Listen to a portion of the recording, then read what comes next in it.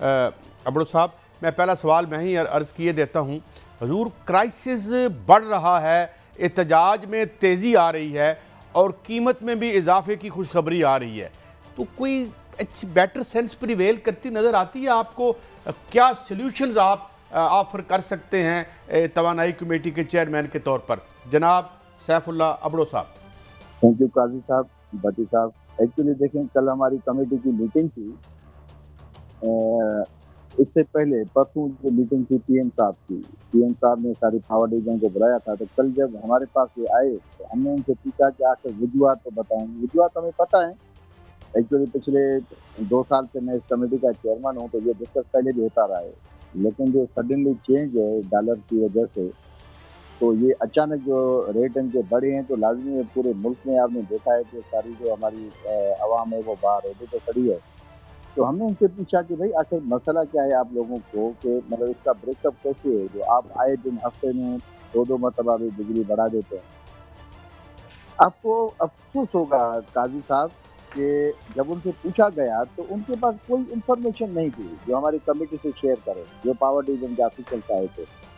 उनके पास टैक्सेस की डिटेल नहीं थी कि भाई आप टैक्सेस कैसे लगाते हैं या इतने टैक्सेस क्यों, 6-7 किस्म के टैक्सेस थे उसमें।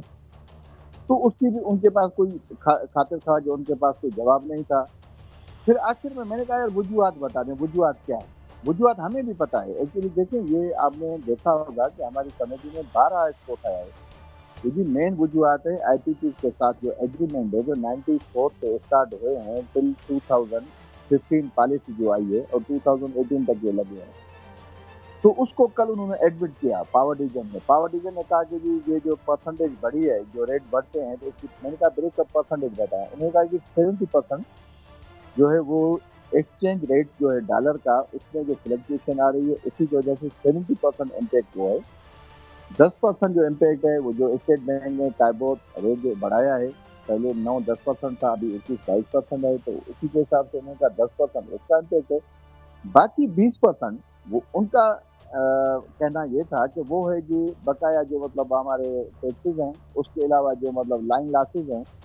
अच्छा, वो कहीं भी ये ज़िक्र नहीं कर रहे थे कि फेस इलेक्ट्रिसिटी क्या है। आप देखें सारे ये डिस्कोज़ जब बिजली उनसे खरीदते हैं एनटीडीसी से, तो वो पाबंद हैं कि जितनी अमाउंट की वो परचेज़ करते हैं बिजली, उतना रेवेन्यू उनको वापस करना चाहिए एनटीडीसी को। ख़ास करके सर्कुलर डेट जो इन्होंने अनाउंस किया ना 2008 के बाद, तो इनकी चांदी हो गई है सारी डिस्कोज़ कंपनीज़ की कि चोरी उनकी इतनी होती है, उस पे कंट्रोल वो करते नहीं। उनका स्टाफ दिन-ब-दिन नीचे से लेके ऊपर इस्लामाबाद तक वो मालामाल हो गए हैं। और जो नुकसान होता है, जो रिकवरी उनको करनी चाहिए, जितनी बिजली वो परचेज़ करते हैं, वो अमाउंट नहीं डिपॉज़िट करते। जो डिफरेंस है उसमें परचेज़िंग कॉस्ट और जो पे करते हैं, वो डिफरेंस का अमाउंट आ जाता है आपका सर्कुलर डेट में। तो इनकी चांदी हो गई है। लेकिन हमने इनको कहा कि जी आईपीपी के साथ आप लोगों ने एग्रीमेंट फिर कैसे किए थे? उनके पास कोई जवाब नहीं। कल उन्होंने एडमिट किया कि जी 94 से लेके जो आईपीपी टोटल 75 आईपीपीज़ हैं। 4 पॉलिसीज़ पाकिस्तान में आई हैं। 94 में आई, उसी के तहत जो है 15 आईपीपीज़ बने। उसके बाद जो है 2002 में पॉलिसी आई तो उसमें 15 और बने। फिर 2006 की पॉलिसी आई तो उसी में 38 आईपीपीज़ बने। फिर इन्होंने जो है 2015 में अनाउंस किया जिसमें 7 पावर प्लांट आए। टोटल 75 आईपीपीज़ हैं। एग्रीमेंट उनके जो हैं डॉलर्स में हैं। उसी वक़्त डॉलर का रेट था 14 सेंट, 15 सेंट, 16 सेंट, जो भी था मतलब थोड़ा बहुत उसमें अच्छा वेरिएशन शुएब है। साहब, तो सैफ साहब, गुजारिश ये है कि गालबन कमो बेशतर पीडीएम की हुकूमत 16 माह रही और वहाँ से हमने करस्तू साहब को बुलाया, इसाक डालर, ओ सॉरी माफ़ी चाहता हूँ अदब एहतराम से, इसाक डार साहब। वो तो कह रहे थे आइए मैं मेरी चुटकियों में है, मैं डॉलर को भी 150 से नीचे ले आऊँगा, पेट्रोल को भी 100 से ले आऊँगा, और पूरे पाकिस्तान के तूलो अर्ज़ में इस वक्त लोग बिजली के बिल जला रहे हैं, एहतजाज कर रहे हैं। इसका आखिर आज से कोई 1.5 साल पहले तकरीबन 18 रुपए यूनिट था, अब 65 रुपए से ऊपर हो गया। इसका जिम्मेदार है कौन? आम शरीक कैसे ये बिल दे सकता है? एक्चुअली भट्टी साहब वाज़ेह है, बिल्कुल वाज़ेह है, क्योंकि इनके जो एग्रीमेंट हैं वो डॉलर्स में हैं। उसी वक़्त जो रेट था 14 सेंट, 15 सेंट, 16 सेंट, वो मुख्तलिफ हैं आईपीपी के रेट्स वगैरह। तो डॉलर जब आपका 170 पे था जब ये लोग आए थे। ये जो कहते हैं ना सारी पीटीएम की जमायतें, ये उसको मैं तो उसको जदीद पाकिस्तान कहता हूँ ना। पहले ओल्ड पाकिस्तान था, फिर हमारा टाइम आया 18 से 22 तक, तो वो नया पाकिस्तान था। लेकिन ये जो पीटीएम जो आई ना, जो 12 जमायतें साथ आई, उसके बाद पीटीएम के साथ मिल गई और छोटी छोटी पार्टी आ गई, ये जदीद पाकिस्तान हुआ। इनका दावा यही होता था हमेशा कि जी हम जो हैं वो काबिल लोग हैं, हम अहल लोग हैं, हम सिर्फ खान साहब को हटा दें, बाकी हम ऐसी तब्दीली इनकलाब लाएंगे कि दुनिया देखे। इनकलाब ये आपके सामने है। डॉलर 170 पे था, आज डॉलर जब 320 पे होगा ना भट्टी साहब, तो प्राइसेस जो है वैसे भी बढ़नी है। ये अभी कुछ भी नहीं है। आप देखें, अगर उन्होंने डॉलर के रेट को कंट्रोल न किया तो ये प्राइसेस और भी बढ़ेंगी। और जो लाइन लॉसेज हैं, जो थेफ्ट ऑफ इलेक्ट्रिसिटी है, जिसमें इनके डेस्कोज इन्वॉल्व हैं, ये इनके वापडा के एम्प्लॉइज नीचे से लेकर ये ऊपर जो इस्लामाबाद में जो बैठे हैं फैक्ट्री लेवल तक लोग, ये सारे इन्वॉल्व हैं इसमें। जब तक इन पे कंट्रोल नहीं किया जाएगा तो ये रेट जो है बढ़ते जाएंगे। नंबर 2, जो आपने बात की थी इसाक डार की, आप यकीन करें इसाक डार झूठ के सिवा कुछ बोलता ही नहीं। कभी आप उसको बुलाएं ना इस अपने शो में, अगर मुझे भी आप दावत देंगे तो मैं इसको चैलेंज करता हूँ। ये सेनेट पे खड़े होकर झूठ बोलता था। आपको याद है जब इसने ओथ लिया तो इसने कहा कि जी देखिए मैं अभी वहाँ फ्लाइट में सवार नहीं हुआ यूके से, तो डॉलर 10 रुपया कम हो गया। उस वक्त आपको पता है कि डॉलर 225 पे था, 26 पे। तो जी 10 रुपए का मकसद है कि 1000 बिलियन। अभी उससे कोई पूछे ना कि भाई खुदा के बंदे 2020 पे अगर तुम आए थे, आज अगर 320 पे है तो 100 रुपए का मकसद कितने बिलियन हो गए। अगर 10 रुपए का मकसद 1000 बिलियन है तो 100 रुपए का मकसद है 10,000 बिलियन। तो ये हमारे अवाम में इनका कसूर क्या क्या है, ये टोटल झूठ बोलते हैं।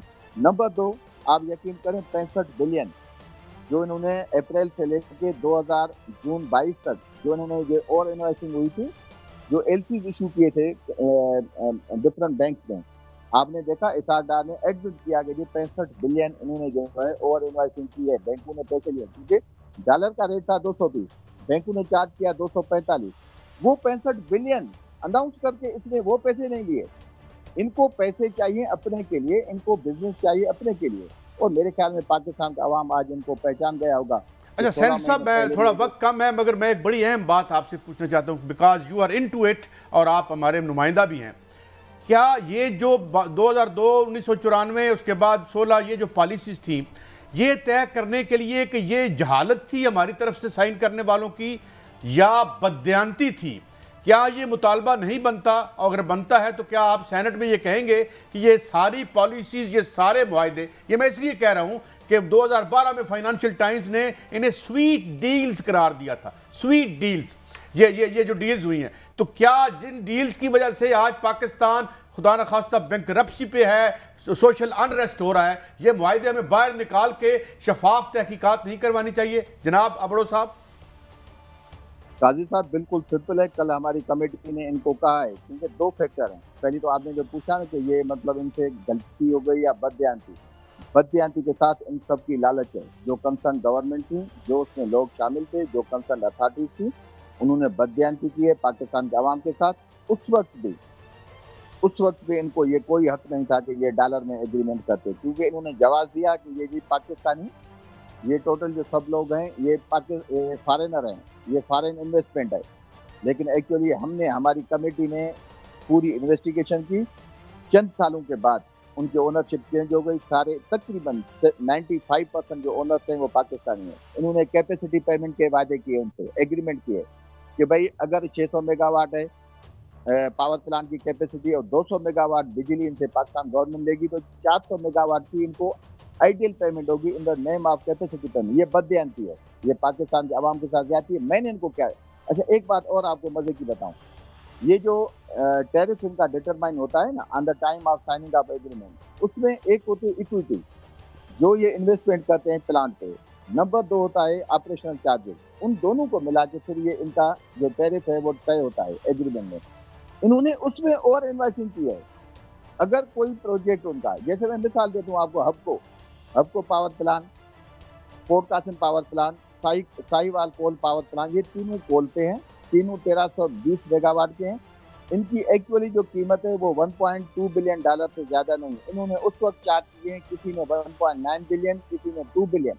तो 0.8 बिलियन की ओवर इन्वाइसिंग की गई है। सिर्फ ये 3 पावर प्लांट आपको बता रहा हूँ जिसको एडमिट किया। सेक्रेटरी अभी लंगड़ियाल साहब बैठे हैं, उन्होंने हमारी कमेटी में एडमिट किया, हाँ सर ये बिल्कुल ज्यादती हो गई है और इन्होंने ओवर इन्वाइसिंग ये इस $0.8 बिलियन एक प्रोजेक्ट में 3 प्रोजेक्ट $2.4 बिलियन तो सिर्फ मैं 3 प्लांट का आपको बता रहा हूँ कि इसमें इन्होंने ओवर इन्वाइसिंग की। जो सेक्रेटरी पावर ने उसको एडमिट किया, क्योंकि उसकी कंपैरिजन कहाँ से आई, जब अभी जामशोरो में सेम कैपेसिटी का 1320 मेगावाट कोल पावर प्लांट लग रहा है, उसकी कास्ट आ रही है 1.2 बिलियन। ये हमारी कमेटी ने इनको जो है इसकी इन्वेस्टिगेशन की, फिर इन पे ये फिक्स की कि आप लोग जानबूझ के इसमें इन्वॉल्व हैं, ताकि ये अभी पावर प्लांट के पीछे लगे हुए हैं कि जामशोरो पावर प्लांट एक ब्लॉक लगाए अभी तक 660 का, दूसरा 660 जानबूझ के नहीं लगा रहे कि जब टोटल कास्ट आ जाएगी तो 1.2 बिलियन, तो फिर उसकी कंपैरिजन आ जाएगी, फिर इन पे ये पेनल्टी फिक्स हो जाएगी, ये अंडर इंक्वायरी आने चाहिए। हमने कल तजवीज़ किया है कमेटी ने कि ये जो इनिशियल इनके मुआहदे हैं इनकी इन्वेस्टिगेशन होनी चाहिए, इसकी पूरी जो है एवल्यूशन होनी चाहिए कि इन्होंने इक्विटी गलत जो है क्यों ओवर इन्वाइसिंग दिखाई है, ये पाकिस्तान के आवाम के साथ धोखा है, जो भी इसमें इन्वॉल्व है। अच्छा साहब साहब गुजारिश है कि आप 2 साल से चेयरमैन हैं और कह रहे हैं इसमें गड़बड़ भी है, बदयांती भी है और आवाम की हक तलफी भी की जा रही है और 440 बिजली चोरी होती है, क्या इनको रोका जा सकता है? और आईपीपी से जो गलत मुआहदे हुए हैं जिसकी 22-23 करोड़ आवाम पे कर रही है, इनको रोकने का आईनी कानूनी तरीका कोई नजर आता है? हाँ बिल्कुल भट्टी साहब, बिल्कुल है, क्योंकि इनकी जब एग्रीमेंट होती है उसमें एक क्लास होती है कि वो मिस इन्फॉर्मेशन अगर देंगे या कोई फ्रॉड करेंगे गवर्नमेंट ऑफ पाकिस्तान के साथ जिसके साथ वो एग्रीमेंट करते हैं, तो फिर उन पर एक्शन होना चाहिए। ये 2 क्लासेज हैं और ये इंटरनेशनल मुआहदे होते हैं। जब भी आप कोई भी कॉन्ट्रैक्ट या कोई भी स्कीम आप किसी के साथ भी एग्रीमेंट गवर्नमेंट ऑफ पाकिस्तान करेगी या किसी बाहर के मुल्क के साथ हमारा इदारा लोन लेता है जैसे वर्ल्ड बैंक या एशियन बैंक, तो उसी में ये क्लासेस होती हैं। अभी ये इन्वेस्टिगेशन होनी चाहिए from the day of signing off that agreement for that IPP plant, तो उसी में ये आइडेंटिफाई हो जाएगा कि इस प्लांट की कीमत कितनी थी, इन्होंने क्यों ओवर कोट क्या की, उसी पे टैरिफ ज्यादा क्यों लिया, इसी पे इन पे एक्शन बनता है। अभी अथॉरिटीज हैं, आपको पता है कि पाकिस्तान में सबको आना पड़ेगा आगे, इस एफिलिएशन को छोड़ के कि ये आईपीपी मेरा कोई जानने वाला है, ये आईपीपी किसी पार्टी का है, लेकिन ये 75 आईपीपी सारे लाइसेंस इसी के हैं, कम अज कम इसमें पीटीआई का हाथ नहीं है। ये 75 आईपीपी